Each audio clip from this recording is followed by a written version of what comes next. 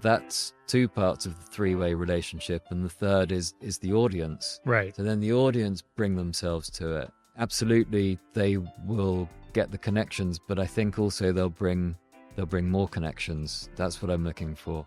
Hi, everyone.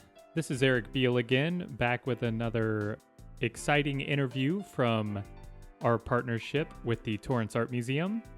Today, I am speaking with Zavier Ellis. Zavier is a UK artist that was also visiting Los Angeles for the opening of his solo exhibition at the Torrance Art Museum, titled Sites of Conflict.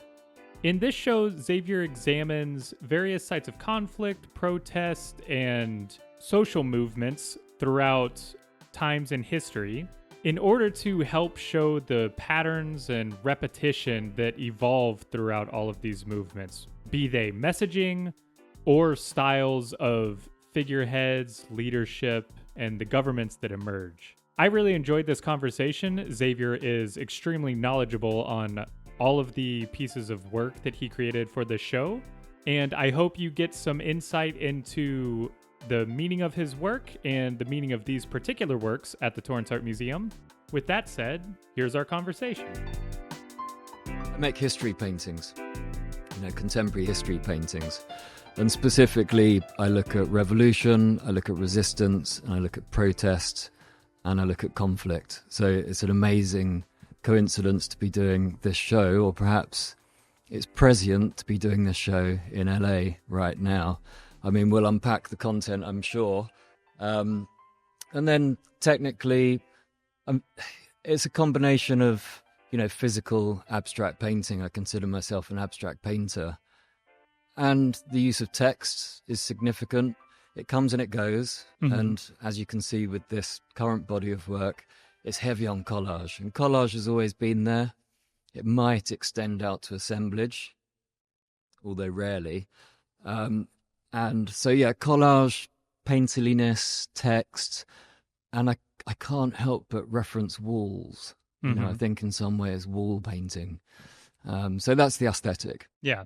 The wall painting aspect in this show, Sites of Conflict, here at the Torrance Art Museum, definitely comes through. How all of the text, the images, the posters are distressed and, bleeding into one another. So it really gives sort of this reference of times of conflict and continual struggles. What in your background sort of influenced you to focus on protests? I don't think I have anything deeply embedded in my background that's led me to this point. I've always had an interest in the historical.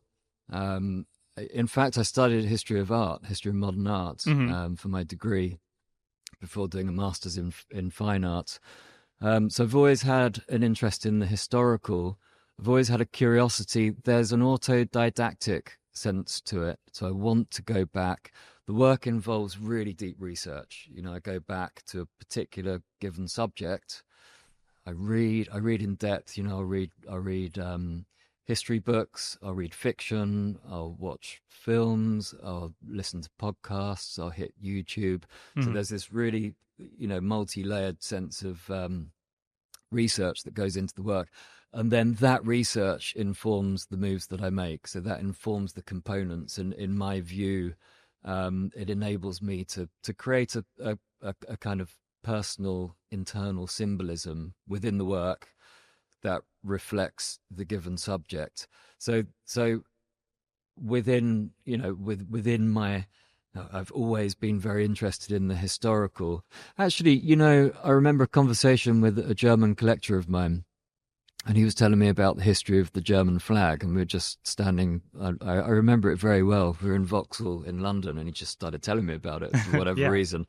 I think because the paintings had already, they were suggesting flags without referencing flags. We just had this conversation, and he told me about the history of the German flag in that, it's a revolutionary flag. It was introduced during the European revolutions around 1848, around that time. Mm-hmm. And when the National Socialists got in, they got rid of it. That's one of the first things that they did, and introduced imperial colours, referring back to the Holy Roman Empire. Mm-hmm. I found that really intriguing, coming from England, coming from, whether it's relevant, I don't know, but from Windsor. So a royal town. This conversation was interesting to me because my, 2 generations above, my great uncles, my grandparents, they were in the war. They fought in the war, Right? and they had a very anti-German sentiment. And I think that's probably still the case. Well, it is still the case, actually. Not necessarily with them. Most of them aren't with us anymore. But so I became very interested in a sense of deconditioning. So I wanted to start looking into that particular subject to begin with. So the first thing I did was look into the history of Germany. I wanted to understand it, but and at the same time, I wanted to undo preconditioned responses. Sure. If I would have shown that flag to any number of people, they would say Hitler. Mm-hmm. Right. Whereas actually the meaning of the flag and the reason that we have it is the complete opposite. So that was really interesting to me. I think, so there are some there is personal relevance there. I'm not particularly fond of power and authority, both in a personal sense and perhaps a more general sense. So I have that inherently within me, and perhaps there's a romanticism about it as well. Fighting against power, resisting power, resisting the abuse of power, and that's of personal interest as well. I hate the thought of bullying, for example. I think people should be fair to each other, and I think if we have bully types or power authority types, there's probably an inherent personal problem within them that leads and drives them to do it in the first place. Right. So there's also a sense of standing up against that.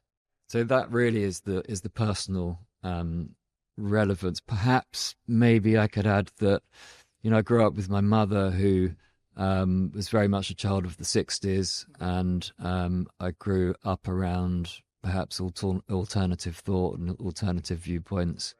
So perhaps maybe I'm conditioned slightly in that way, but perhaps more so it's within me. What is it that you're wanting these works to portray? I realize that it's depicting protest movements, it's depicting sites of conflict, and these leaders, be they on the more revolutionary side or the more authoritarian side, what would you like the message to be for each of these works?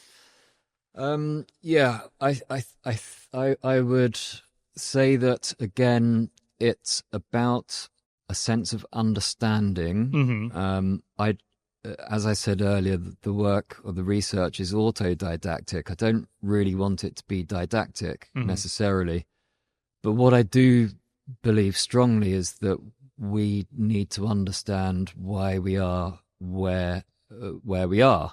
Why were there protests on the streets of LA today that I was in, and I was documenting as well? We need to understand that. Why do we have the crisis in Gaza? Why do we have the crisis in Ukraine? I think really we should take it upon ourselves to find out why, and that means that we have to look into history to understand how events lead and also connect. I think it's really important. I have a very rhizomatic way of thinking, so I think of history, or I think of all things really, in a very three-dimensional rhizomatic way, in a non-linear way.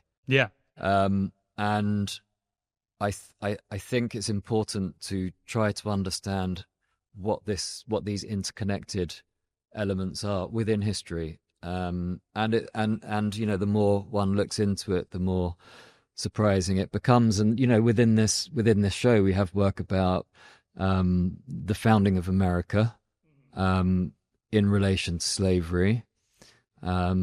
We have work about the French Revolution, and we have work about the Haiti Revolution. All of those things are deeply interconnected. So, I do isolate them off in terms of my research and the making of the work, but also, for example, in the Haiti pieces, you'll find Napoleon. Napoleon is here because, of course, Napoleon gains power because of the French Revolution. Mm-hmm. And I think, these days, perhaps people do consider him as more of a dictator than anything else. But also there's a romantic sense of him being a leader of freedom and independence. But he wanted to go back to Haiti. He did actually, I think he sent his brother to try to take it back, to reintroduce slavery. Mm-hmm. So that, I think, is really relevant, and I think this is absolutely intriguing. And then, so we're going backwards, sideways, and forwards as well. Haiti didn't finish their reparations until, I think, the 1940s, and they were paying reparations.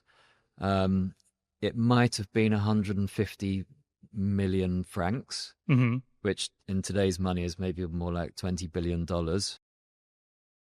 And that money was paid to the slave owners, right, in lieu of their property, which were the slaves. right. So Haiti, they won the revolution, they came through, but then ended up having to pay that, right, which perhaps helps to explain why there are so many economic and socio-economic problems there. right. And then we have to think about the legacy of colonialism, which is where I've really gone to, and it started with making these paintings about America and in relation to slavery.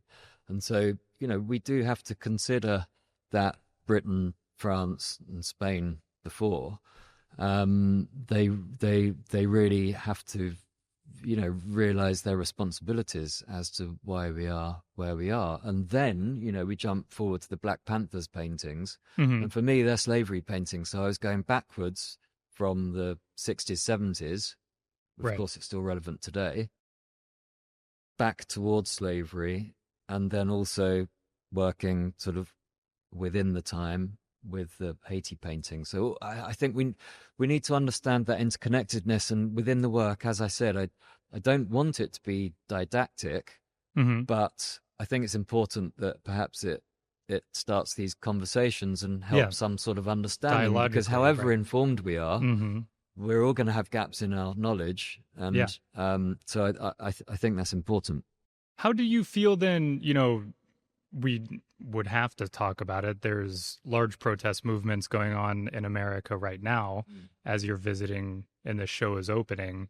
How do you feel visiting America in its self-reflection of its role in these conflicts throughout time? I mean, I of course follow it from a distance, but closely, right? Because it has such global resonance, and of course, Britain has that relationship with the US both historically as well as currently. Right.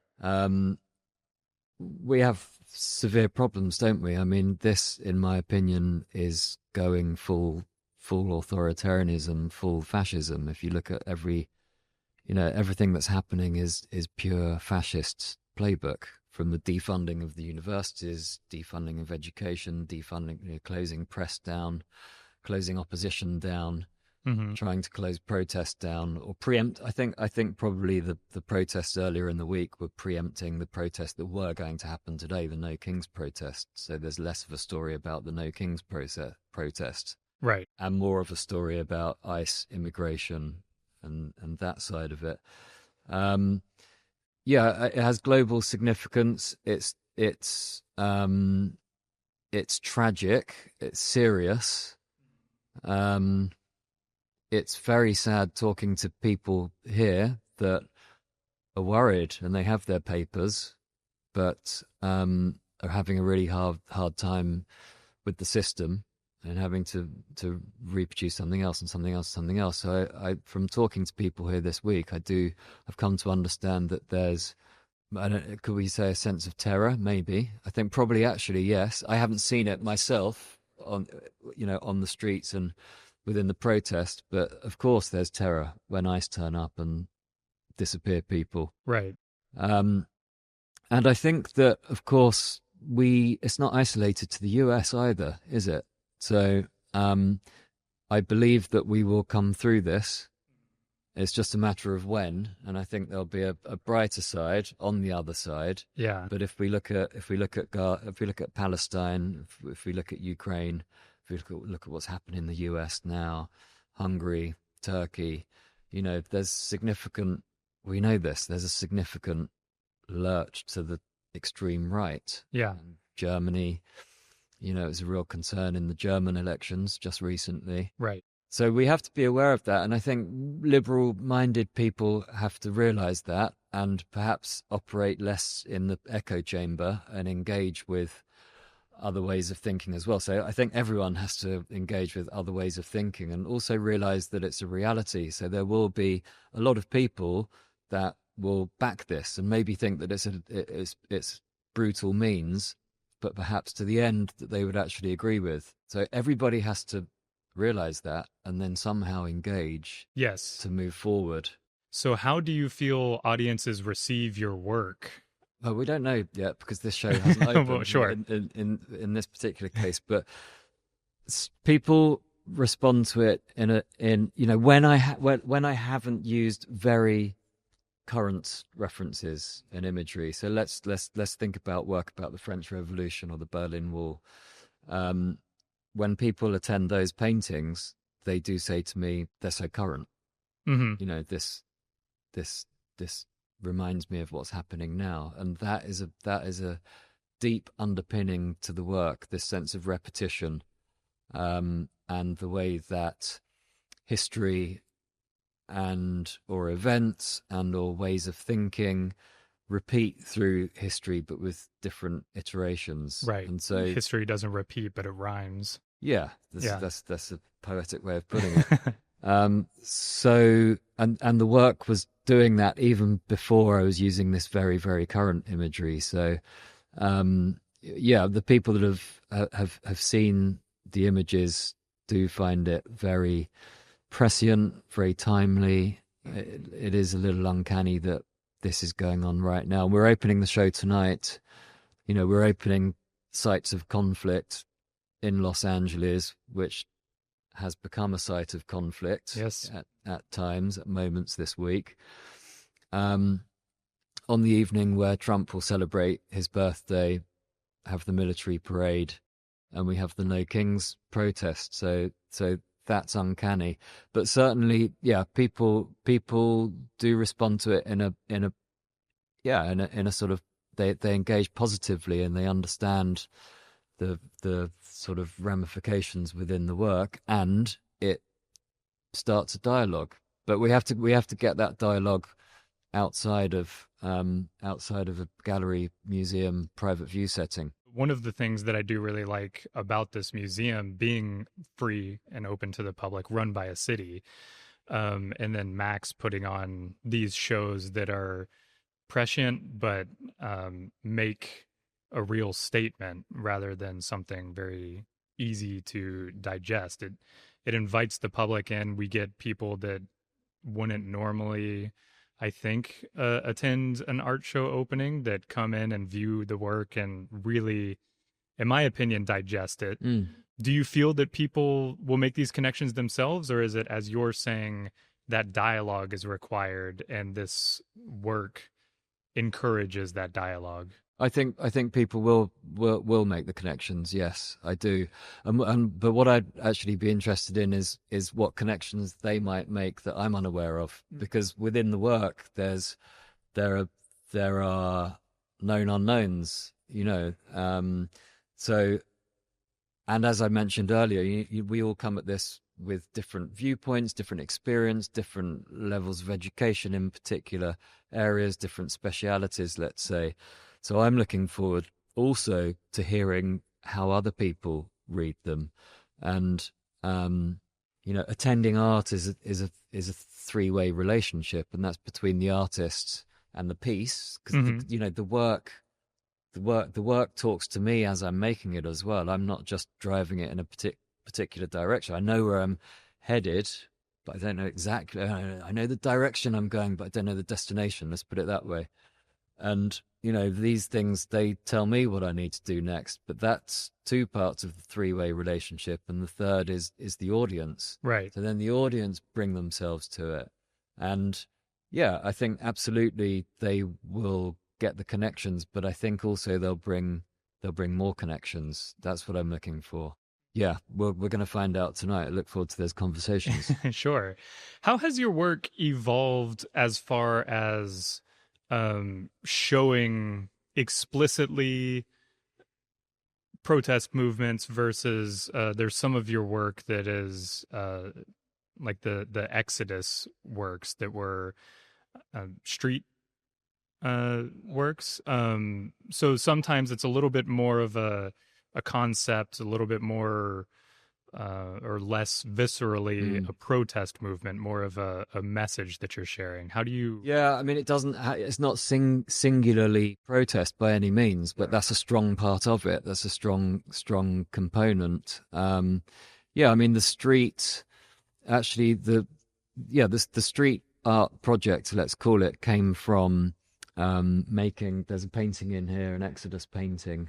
Mm-hmm. I wanted to explore, understand the roots of monotheism. So, but again, this is thinking about conflict, really, and it's thinking about authority, and it's thinking about conditioning. Right. It's very important. We have to. I'm just thinking back to your first question, actually, but we have to understand why there are belief systems. The reason I'm thinking back is because I went to a church primary school, and I remember finding one of my old little textbooks, fairly in my adult life, let's say, and reading this sort of baby writing of, and then Jesus went to so and so, and thinking, wow, I was like, those guys were conditioning me from 5 years old. You know Right. what I mean? So, but yeah, so that was I wanted to look at monotheism, so I had to go to Judaism, and I should say within all of this, it's very instinctive. So where I alight is instinctive. I'm not kind of tracking revolutions or tracking warfare. I kind of get led into certain areas, and within wanting to look at monotheism, I alighted on the Exodus story. So and again, I went back to literature, to podcasts, to the Bible itself. Right. And I started making this work this is in 2023, I think, about Exodus. And then the Ukraine war started at the same time. And so I was making work about the original Exodus, let's call it. And then suddenly there's a new Exodus. And that perfectly represents what I'm doing within the work in terms of, you called it an echo, but, this sort of the repetition of events, albeit with their different iterations. And so then I brought in elements of Ukraine. Even you can see the yellow and the blue color codes within these paintings. So it's sort of subtle references. Right. And that led to an Exodus series. I was asked by someone that runs a sort of street art project to make a piece that would become a poster. It was during the time of the British election. Mm-hmm. And so I made a change was the sort of the message, the motto of the Labour Party. Mm-hmm. And interestingly, again, looking into the use of change as a kind of, is it a motto? But yeah, let's just call it a motto, a message for a particular election. That's also been used by the Conservative Party. Yeah. By far-right parties, by Labour. So parties across the whole spectrum have used the same word exactly within their campaigns.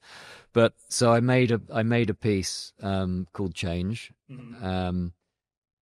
And then I was working with the Exodus theme, and I wanted to think about Exodus, but the other way around, in terms of Palestine, because again, you've got people leaving if they can, right? But the movement of people, and in actual fact, so they became posters, these two pieces, and then they were blown up into sort of 5-6 foot posters, and over a weekend, they were fly posted across the UK in the main cities throughout the UK, so Liverpool, London, Birmingham, Cardiff, Sheffield, Manchester, Edinburgh.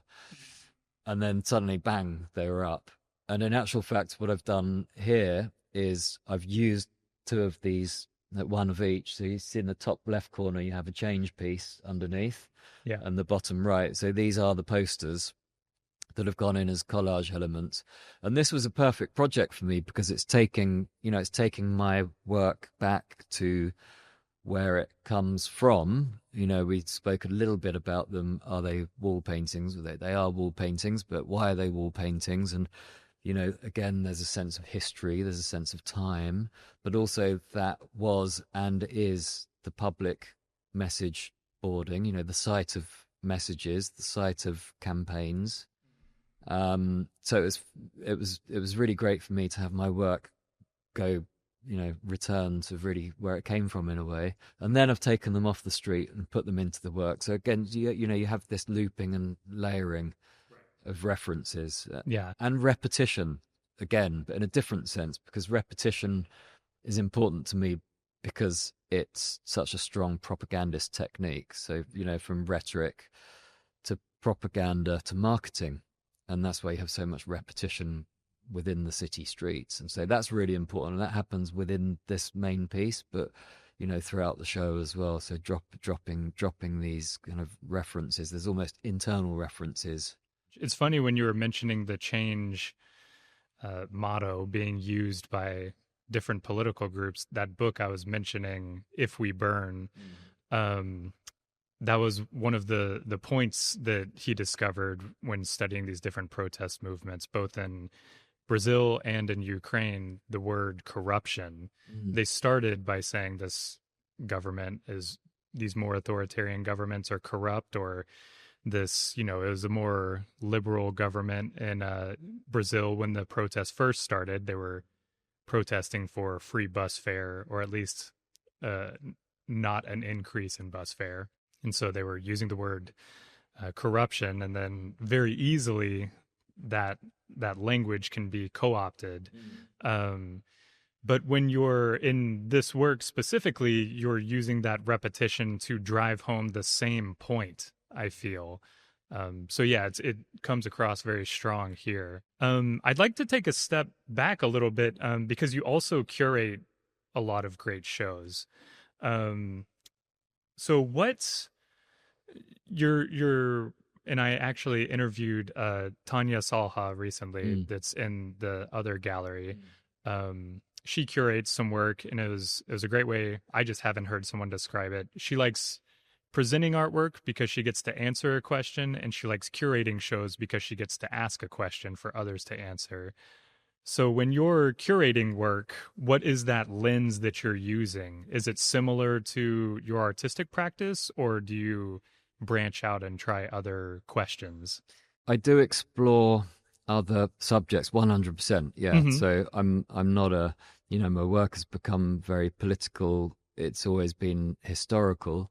So that's not to say that, in fact, the shows I curate generally are not political, actually. But nonetheless, I do have to curate around a theme that is of great interest. So I have to fit, again, it goes back to the instinct. I have to feel what I'm working with. Though, interestingly, maybe this is about to change, because I would like to develop the idea of this show, Sites of Conflict in itself, into a curated exhibition. So I think this will be probably the first time where a show of my own work will result in a curated exhibition, and then we see where that goes as well, because this is not a fixed project right here. It's here for a month, but then it will lead to something else, and again, it's that sense of interconnectedness. And then, so I think it will become a curated exhibition, and I'd quite like to just see where it goes. So, get it up, but then I think that could grow and morph. I always feel this way a little bit about larger scale exhibitions that I curate, that they always have the potential to tour or to grow or to, So in actual fact, this this show will become a curatorial project, actually. I look forward to seeing that. Yeah, thank you. You also curate an annual exhibition, Young Gods, where you find graduate and postgraduate students in London and display their work. I'm really curious, what is one of the things that you look for in a graduate or postgraduate that makes you desire to have them in this show? It's the same answer, actually. It's instinct. So I never try to second guess what current might be running through the contemporary art scene at any given time. I always just go on my eye and I go on my feel every single time. And with Young Gods in particular, it's really broad in terms of medium. It can be anything. It really can be. It could be any age. It's a survey show, so there's no curatorial theme within it at all, other than the fact that they're all graduates of that year from London art schools. I mean, I'd love that to be other art schools, but it's not impossible. It's not possible logistically. So yeah, it might be painting. It might be small painting. It might be large painting. It might be abstract. It might be figurative. They could be working around any theme, but it will be a theme that I find of interest. It might be installation, performance, video. It can be anything. Mm-hmm. So yeah, somehow I've always had an eye. So I maybe it's a bit niche. I don't know, but I've always had an eye and a feel for work, and I know what gets me, and then. I think in the art world, we're a sort of niche within a niche within a niche, but then we find our people. So I've never tried to second guess to think, oh, this is happening over there. I need to find some of that particular type of work. And I've always done it the other way around, as an artist would really. Well, maybe an artist should, perhaps. I don't know. Maybe it's not up to me to dictate that, but I think you have to be true to your work. You have to be authentic. Mm-hmm. And then you let the people come to you. And, I've seen it. I worked with artists through the YBA period, for example. I remember Dominic Shepherd is an example I still work with. He's a wonderful painter, and he makes really they're quite folky, figurative, loose, dreamlike, hallucinogenic paintings. He studied with Doig and Chris of Philly, so there's a little bit of Doig territory. I think there was a to and fro between them. And he always stood really firm. And, in the 90s in London, when it was all about the YBAs, his type of work wouldn't have been popular work, but now it's come to him. Do you feel like your instinct in some way resonates with the instinct of those artists who internally just know what it is that they're doing? Well, I think certainly with the artists that I work with or have worked with, yes, I think so. But then again, there has to be an authenticity about it. So they can't be fake either, because then it's not going to stand up, and it doesn't work. So yeah, and I feel like if we have a particular area of interest, let's say, area of investigation, and it's authentic, then I think a curator, artist, and collector who share that area of interest should be able to sit down and really click and really connect. Yeah, it's that three-dimensional artwork. Yeah, you see, so this is it, and yeah, that's what it's about. Nothing is ever linear. Yeah. That's fantastic. Well, thank you so much. I really appreciate you taking the time to talk with us. It was a pleasure. Thank you. Thank you all so much for listening. Please do like, share, and subscribe to the Artscene's YouTube channel, our podcast channel. If you're unaware, we are on both, so feel free to watch or listen. And if you could do us the favor of sharing this video if you liked it with somebody, that would be great. We really appreciate it. Until next time.